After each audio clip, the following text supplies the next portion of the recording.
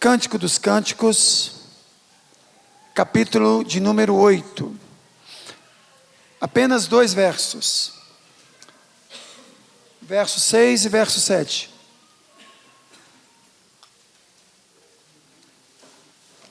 Nós não iremos fechar a Bíblia, por gentileza. Nós iremos ler alguns textos aí, no livro dos Cânticos dos Cânticos. Cântico dos Cânticos, capítulo 8, verso 6 e verso 7. Eu quero aproveitar o ensejo. Hoje é dia dos namorados. Eu quero falar um pouquinho sobre amor. Capítulo 8, versos 6 e 7. Diz assim a palavra do Senhor: põe-me como selo sobre o teu braço, como selo sobre o teu, põe-me como selo sobre o teu coração, como selo sobre o teu braço, porque o amor é forte como a morte, e duro como a sepultura.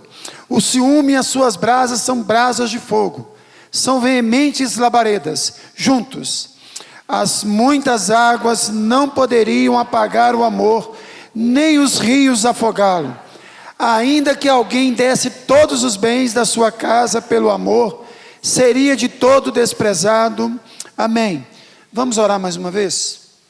Ó Pai, nós queremos ouvir a Tua voz esta noite. Que o Senhor tenha misericórdia de nós, ó Pai. Que o Senhor fale conosco esta noite. É a nossa oração. Em nome de Jesus, Teu Filho, nosso Senhor. Amém. Irmãos, o livro de Cantares não é uma analogia entre o amor de Deus e Israel, como muitos pregam. Não. O livro de Cantares não é uma analogia entre o amor de Cristo para a sua igreja. Também não é. O livro de Cantares narra a história de amor entre um homem e uma mulher. Do primeiro ao último versículo do livro de Cantares, nós encontramos uma narração de um amor muito forte, muito intenso, entre um homem e uma mulher.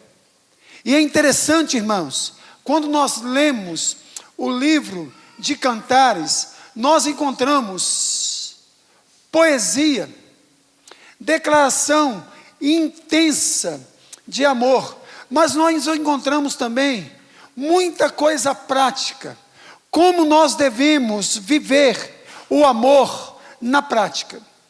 Entendo eu que este texto que nós acabamos de ler é o ápice, é o suprassumo do livro de Cantares. Se nós pegarmos o livro de Cantares e condensá-lo, nós podemos condensá-lo nesses 2 preciosos versículos. O versículo de número 6 e o versículo de número 7. O amor ensinado no livro de Cantares não é um amor apenas verbalizado. É um amor também praticado. Entre outras palavras, é um amor que associa prédica e prática. Um amor que é falado e um amor que também é vivido no seu dia a dia. E aqui nesse texto que nós acabamos de ler, o autor do livro de Cantares, ele usa 4 coisas para expressar amor. Primeira coisa que ele usa é selo. Está no verso de número 6. Põe-me como selo sobre o teu coração, como selo sobre o teu braço. Notem, selo no teu coração e selo no teu braço. Notem, ele fala de algo interno, coração, e ele fala de algo externo, braço.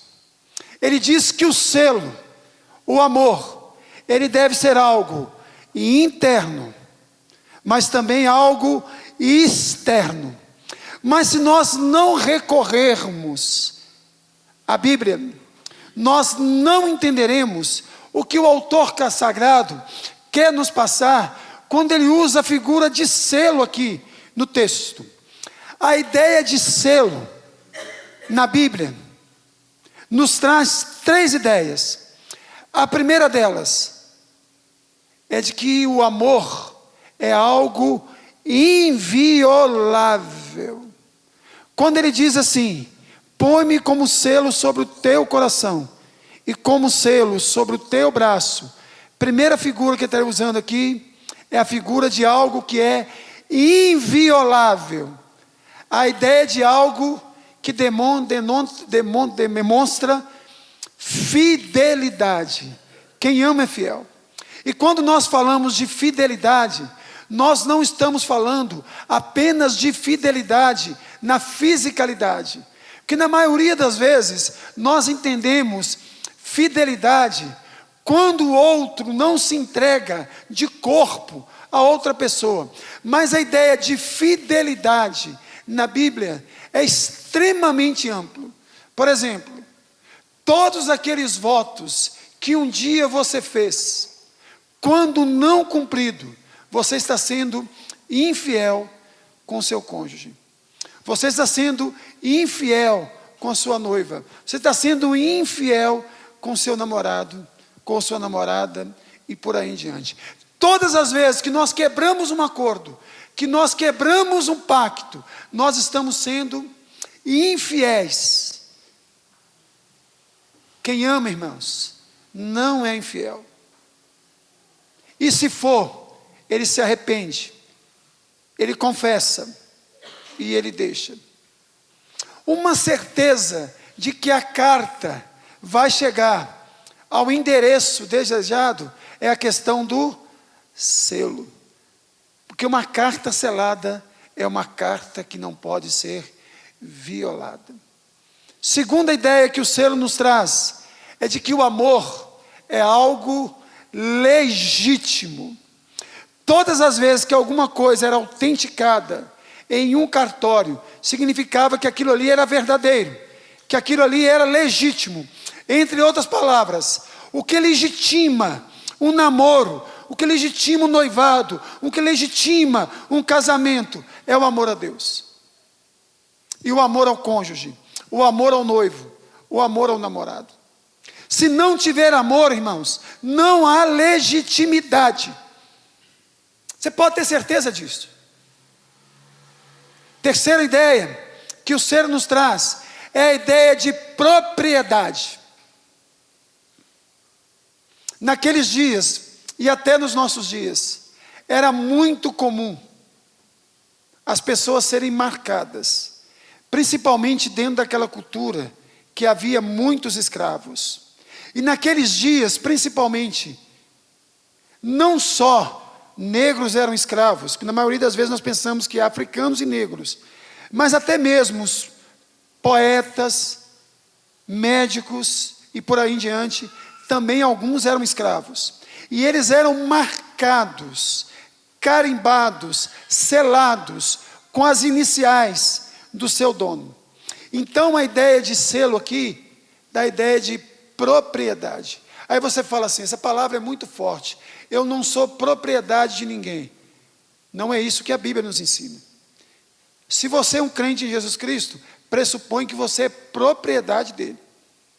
Paulo diz isso. Logo já não sou eu quem vive, mas Cristo vive em mim. E esse viver que agora vivo, vivo pela fé no Filho de Deus, que me amou e a si mesmo se entregou por mim. Mas se você é casado, você também é propriedade de alguém. Prova disso que você usa a terminologia, meu marido, minha esposa. Olha o pronome que você está usando. Possessivo. Quando você casa, você se deixa, você não é mais um ser autônomo. Você pertence a alguém. Essa aliança, apesar de ser bijuteria, ela diz muita coisa. Propriedade da Maria José. Não é grandes coisas, não é propriedade da Maria José. Eu pertenço a Maria José. Eu tenho que dar satisfações a Maria José. Eu devo explicações a Maria José. Ela tem que saber onde eu gasto o meu dinheiro. Vocês estão rindo, né, gente? Vocês também são propriedade. Capítulo 2, aí, verso 16. Olha o que diz o texto aí. Capítulo 2, verso 16. O meu amado é meu e eu sou dele. Capítulo 6 agora, verso 3. Eu sou do meu amado e o meu amado é meu. Notaram a ideia de propriedade? Santo Agostinho tem uma frase que eu acho lapidar. Quanto mais escravo de Cristo eu sou, mais livre me sinto. Quanto mais eu amo, quanto mais eu me entrego, mais livre eu sou. É assim que funciona. Tanto no relacionamento a dois, quanto no relacionamento com Deus. Mas o texto não para por aí. Diz o texto que o amor, ele é forte. Olha o verso de número 6, do capítulo 8. Põe-me como selo sobre o teu coração, selo como sobre o teu braço, porque o amor é forte como a morte. A ideia aqui, irmãos, é de que o amor, ele é sacrificial. Quem ama, sacrifica em prol do outro. Às vezes, eu ouço a seguinte expressão: eu morro pelo meu marido. Eu morro pela minha esposa. Eu acho muito bonito, mas não é tão difícil morrer pela esposa. Não é tão difícil assim morrer pelo marido. Até porque morrer pelo marido ou morrer pela esposa é um momento. Pode ser um lampejo. Pode ser um momento de coragem, de galhardia. A questão não é se você tem coragem de morrer pelo seu cônjuge. A questão é, você tem coragem de viver pelo seu cônjuge? Porque morrer é um momento, mas viver, não. É uma vida. Viver pelo outro é muito mais difícil do que morrer pelo outro. Porque morrer pelo outro pressupõe algumas coisas. Primeira delas, renúncia. E nós temos uma dificuldade enorme de renunciar. Nós somos apegados demais a algumas coisas. E nós temos dificuldade de renunciar, principalmente renunciar em prol do outro. Amar também, irmãos, pressupõe abrir mão de certos direitos em prol do outro. Eu tenho toda a razão, eu tenho todo o direito, mas porque eu a amo, porque eu amo, eu abro mão desses direitos. É muito difícil. É extremamente difícil. Se não for banhado de oração, de leitura da palavra, de jejum, dificilmente a gente abre mão dos nossos direitos. Dificilmente. Esvaziar-se do nosso eu. Irmãos, todos nós aqui, sem exceção, nós somos orgulhosos. Uns mais, outros menos. Mas todos nós somos orgulhosos. Deixa eu dizer uma coisa para os irmãos. Às vezes, nós precisamos de muito mais coragem para não brigar do que para brigar. Muitas vezes nós temos que ter muito mais coragem para abrir mão dos nossos direitos do que para reivindicar os nossos direitos. Quem ama, ama e ama de forma sacrificial. Irmãos, o pastor Marcos aqui, ele citou um versículo, que é o versículo que nós chamamos do coração da Bíblia. Qual versículo que nós falamos que é o coração da Bíblia? João 3:16. Esse versículo, ele fala de amor, e de amor sacrificial. Primeiro ele começa falando da procedência. Deus amou o mundo, Deus ama. Segundo, ele fala da amplitude do amor. Deus amou o mundo. Terceiro, ele fala da intensidade do amor, de tal maneira. Quarto, ele fala que todo amor, ele carrega consigo uma dádiva, que deu o seu Filho, Jesus Cristo. Todo amor sacrificial carrega consigo oportunidade para o outro. Deu o seu Filho para que todo aquele que nele crer, todo aquele que ama e ama de forma sacrificial, ele traz consigo livramento por outro, para que não pereça. E todo que ama sacrificialmente, ele traz consigo uma oferta, para que tenha vida eterna. Isso é o amor sacrificial, é o amor de Cristo. E lá em Filipenses capítulo 2, verso de número 5, diz assim: tende em vós o mesmo sentimento que houve também em Cristo Jesus. Capítulo 13 de João, primeiro verso, diz que Jesus amou os seus discípulos e os amou até o fim. Isso é o amor sacrificial, é o amor que se entrega, é o amor que doa, é o amor que oferta a si mesmo. Terceiro, irmãos, o texto nos diz que o amor ele é indestrutível, pelo menos deveria ser.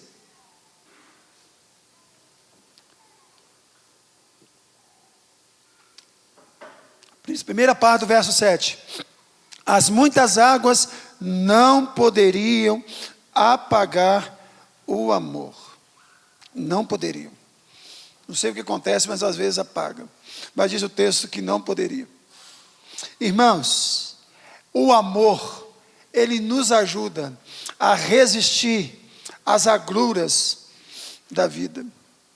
O amor, ele nos ajuda a enfrentar as lutas, as adversidades, as intempéries da vida. Nós podemos dizer, irmãos, numa metáfora, que o amor, ele é o alicerce do relacionamento. E o amor só vem à tona, para valer, são nos momentos de adversidade. E aqui eu quero recorrer a uma ilustração de Jesus. No finalzinho do Sermão do Monte, ele fala de um prudente e de um imprudente. Ele diz que ambos construíram uma casa, e aparentemente as casas eram iguais. Eram iguais. Até que a chuva caiu, o vento soprou, o rio transbordou, e foi de encontro àquelas duas casas. Diz que uma casa caiu, e a outra casa permaneceu de pé. Por que uma casa caiu e a outra permaneceu de pé? A que permaneceu de pé, ela tinha alicerce. Irmãos, é quando o vento sopra, é quando a chuva cai, é quando o rio transborda, é que nós sabemos se o nosso casamento tem ou não alicerce. Quando as coisas estão indo bem, é fácil, irmãos. Mas diante das lutas, diante das adversidades, e o texto nos ensina, irmãos, que as muitas águas não poderiam apagar o amor. Não poderiam. Quarto, irmãos, o amor ele é incorruptível. Verso 7 ainda. Ainda que alguém desse todos os bens da sua casa pelo amor, seria de todo desprezado. Irmãos, o amor não é algo que pode ser comprado, que pode ser adquirido à força. Não. Ele é incorruptível. Não tem como corromper o amor. Agora, deixa eu dizer uma coisa para os irmãos, e aqui eu quero recorrer a outra parte da Bíblia. Aqui mesmo no livro de Cantares. O amor, ele é incorruptível? É. Ele pode ser comprado? Não.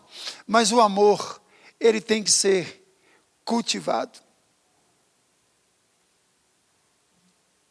As ervas daninhas, irmãos, elas crescem e elas tentam sufocar o amor. Nós temos que arrancar as ervas daninhas. O amor, ele tem que ser adubado para que ele possa crescer. Ele tem que ser irrigado para que ele não murche. E eu quero mostrar no capítulo 4 para os irmãos aí de Cantares, algumas coisas que você e eu precisamos de fazer para melhorar o nosso relacionamento. Primeiro é o verso 7 do capítulo 4. Tu és toda formosa, querida minha, em ti não há defeito. Primeira coisa, irmãos, quem ama se apega mais nas virtudes e menos nos defeitos. Não, gente, é lógico que o sujeito aí está usando uma linguagem poética. Ninguém é totalmente perfeito. Tu és toda perfeita, querida minha, em ti não há defeito. É lógico que está usando uma linguagem romântica, mas está ensinando algo preciosíssimo para mim e para você. Nós devemos nos apegar mais nas virtudes e nos apegar menos nos erros. Mas sejamos honestos, só você e Deus, na maioria das vezes nós nos apegamos mais em quê? Nos defeitos.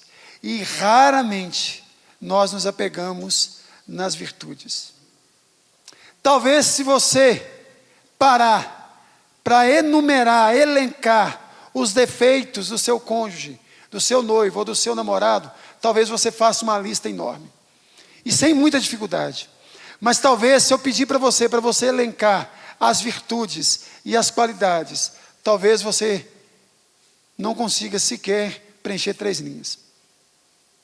Porque nós temos dificuldades em reconhecer virtude no outro.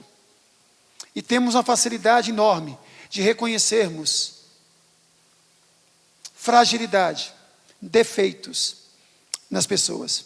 Segunda coisa, irmãos, o que não pode faltar no amor, romantismo.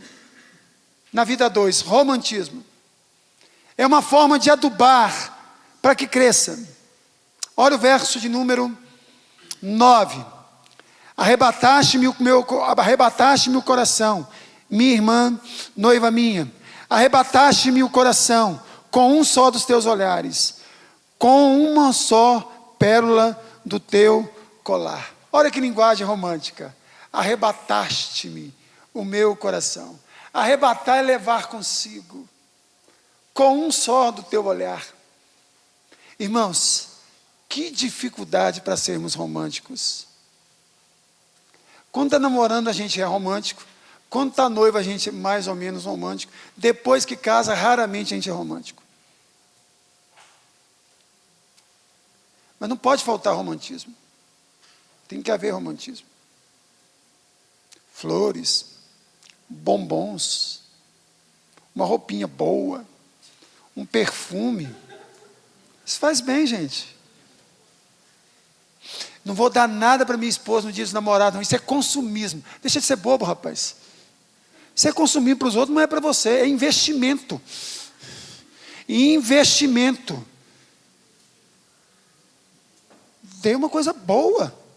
Boa. Você aí faz uma coisa especial para o seu esposo. Você, marido, surpreenda a sua esposa. Uma coisa bacana. 30 anos de casado, o que você deu nela? Foi susto até hoje. Só susto. Chegou em casa gritando. Nunca deu um presente. Nunca chegou com algo diferente, sem ser arroz, feijão, macarrão, massa, tomate, sardinha. Gente do céu. Coisa bacana. Isso não é eu não, isso é o pastor Jeremias que ensina. Eu acho muito bacana. Leve um dia seu cônjuge para almoçar ou para jantar, num lugar assim chique. E fala com ela, não precisa olhar para o lado direito do cardápio. Lado direito do cardápio fica o preço. Não olhe para o lado direito, só para o lado esquerdo. O que você quiser. Está liberado hoje. Faça isso. Lugar bom. Investimento. Sabia disso? Investimento. Mais do que isto,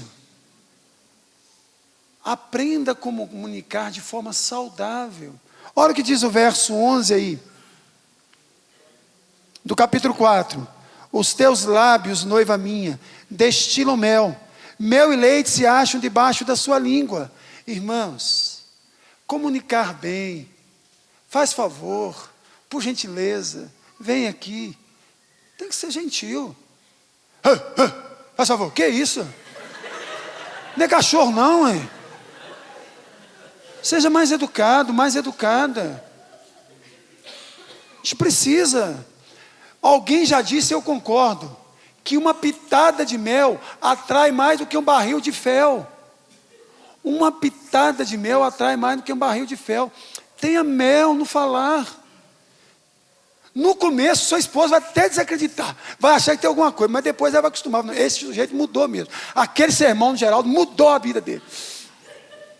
Mudou, aleluia, louvado seja Deus. Glória a Deus. Ninguém dá um glória no sermão desse. Se estivesse falando de cura aqui, todo mundo está dando glória a Deus.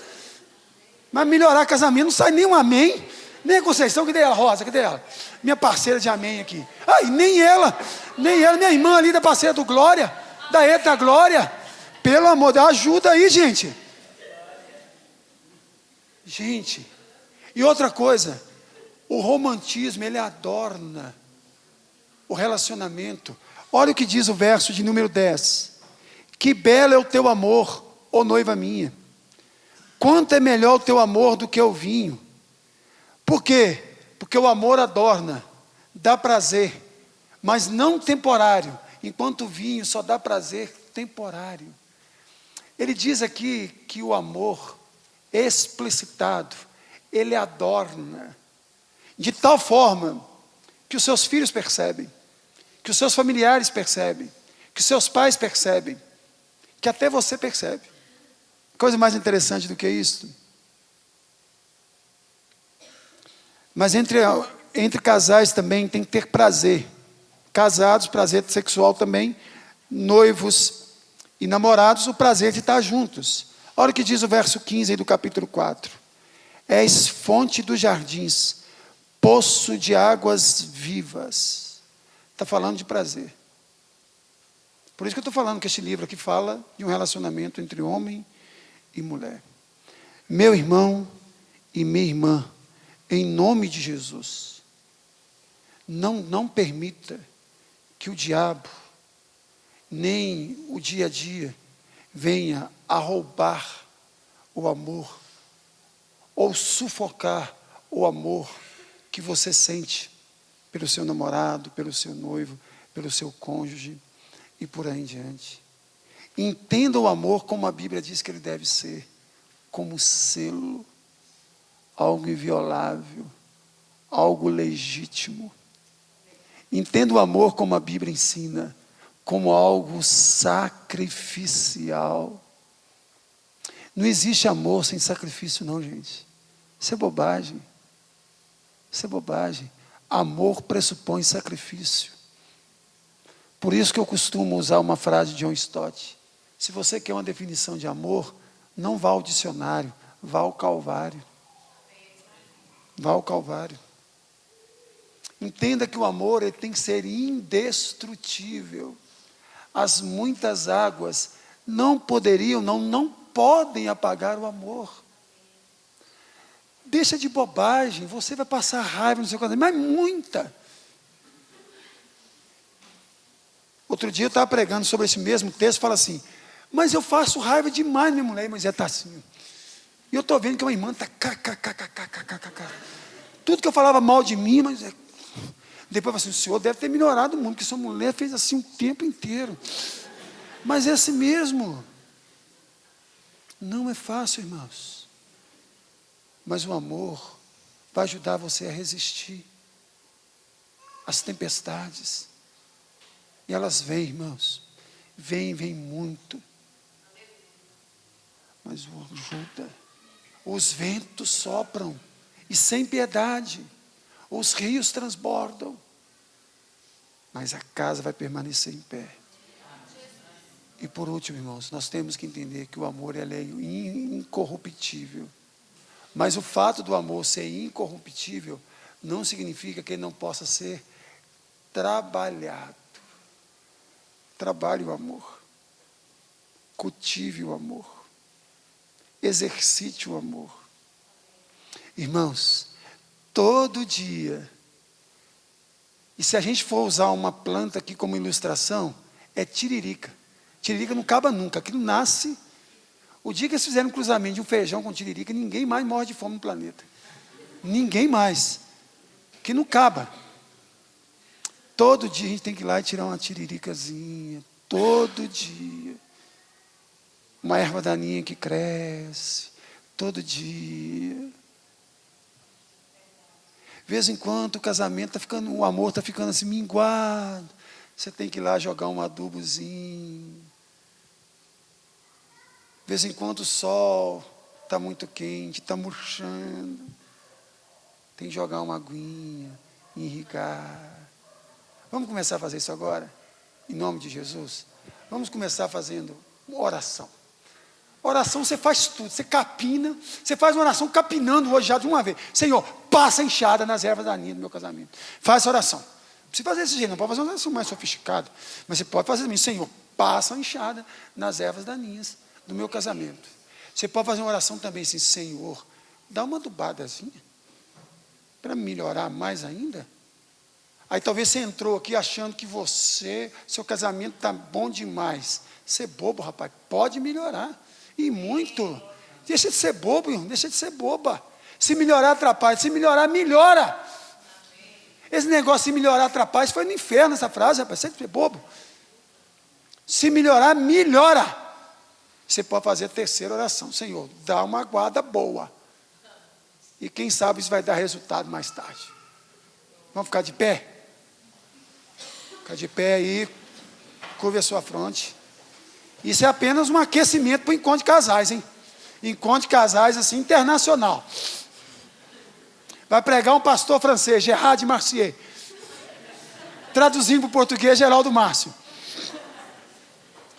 Curva a sua fronte. Eu queria que você mesmo orasse agora pelo seu namoro, pelo seu noivado, pelo seu casamento. Você que está solteiro, você vai fazer uma oração pedindo a Deus, Senhor, eu não quero continuar assim. Você tem misericórdia de mim. Coloca uma pessoa boa, uma pessoa do Senhor, uma pessoa que tem compromisso com o Senhor. Não é qualquer coisa, não. Não é qualquer coisa.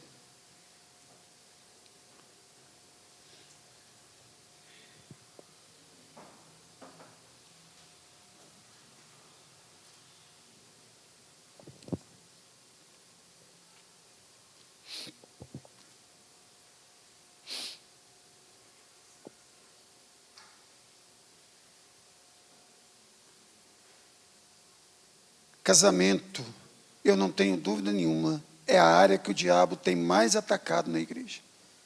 É o casamento. A família como um todo, mas de forma bem específica, o casamento. Ore pelo seu casamento, você que é casado. Você que está namorando, ore para que seu namoro seja um namoro santo. Dê bom testemunho através do seu namoro. Você que está noivo, você está pronto para desembarcar na praia e montar a tenda. Ore ao Senhor. Ore ao Senhor. Desde já coloque na sua cabeça, você que é noivo, daqui a um tempo, não vou ser mais noivo, vou ser casado. E eu tenho que viver como tal. E você que é solteiro, espera no Senhor, meu irmão. E minha irmã. Espera no Senhor.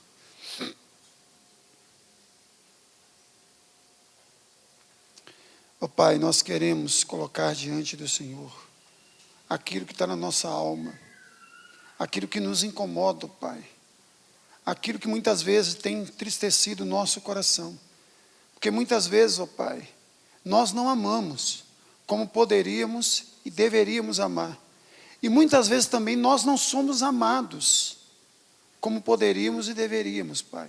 Por isso nós te pedimos, em nome de Jesus, que o Senhor coloque amor no nosso coração, e amor no coração do nosso cônjuge, amor no coração do namorado e da namorada, do noivo e da noiva. O Senhor coloque, ó Deus, que o Senhor nos dê entendimento, para que nós possamos entender, ó Pai, que o amor, ele é como um selo, ele legitima a união. Ele diz que a união, ela é inviolável, e o amor nos dá a ideia de que nós pertencemos ao outro. Dai-nos também a consciência, ó Pai, de que o amor que nós sentimos um pelo outro, como marido, como namorado, como noivo, ele deve ser sacrificial. Que nós não devemos apenas morrer pelo outro, mas que nós devemos viver pelo outro. Que nós devemos abrir mão de determinadas coisas, ó Pai, em prol do nosso casamento, em prol do nosso relacionamento, ó Pai. Dai-nos humildade suficiente, ó Pai, para reconhecermos e agirmos assim, ó Pai. Que nós possamos entender, ó Pai, que o amor também, ele deve ser indestrutível. Que ele deve resistir, ó Pai, às intempéries da vida, à rotina, o dia a dia, às lutas, às dificuldades, ó Pai. Ajuda-nos a entender, ó Pai, que o amor também ele é incorruptível, mas que ele precisa ser tratado, adubado, cuidado, para que ele possa crescer, para que ele possa aumentar, ó Pai. Ó Pai, ajuda-nos, guarda-nos, conduza-nos. É a nossa oração, em nome de Jesus. Amém.